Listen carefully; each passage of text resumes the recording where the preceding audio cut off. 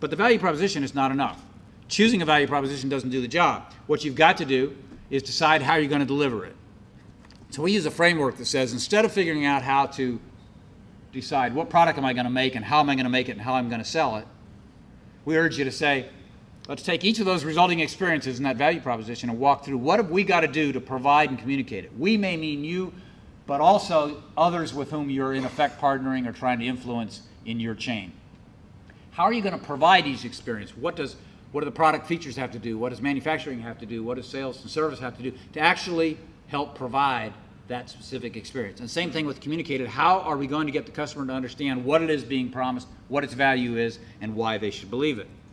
So this framework can be used to capture the whole notion of a business. What are the value proposition or propositions we're going to deliver? What do we have to do in order to provide and communicate each one? What are all those actions?